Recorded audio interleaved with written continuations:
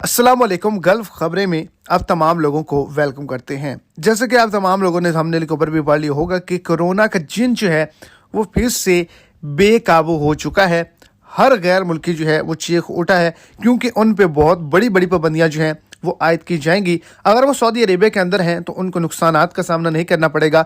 अगर सऊदी अरब से बाहर निकलने का सोच रहे हैं तो उनके लिए बड़ा नुकसान है।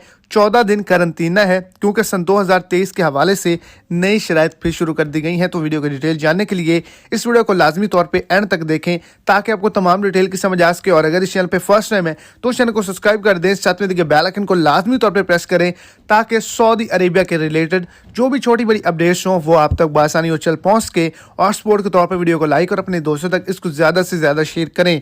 तो आपको बताता चलूँ कि चाइना के अंदर केसेस बहुत ही ज़्यादा बढ़ चुके थे, जिसकी वजह से सऊदी गवर्नमेंट को ख़तरा जो है वो महसूस होना शुरू हो गया, जिसकी वजह से पाकिस्तान, इंडिया समेत 18 ममालिक के लिए वार्निंग जारी की गई कि अगर कोई भी शख्स जो है वो इन ममालिक के अंदर जाएगा और इनकी सोशल मीडिया जो है वो कोरोना केसेस के बारे में आगाही देगी तो उनको लाजम तौर पे PCR की टेस्ट रिपोर्ट, इसके अलावा वैक्सीनेशन का अमल और 14 दिन क्वारंटाइन जो है वो सऊदी अरब दाखिल होने से पहले करना होगा। तब ही वो सऊदी अरेबिया में काम कर लेटर या दोबारा दाखिल हो सकेंगे।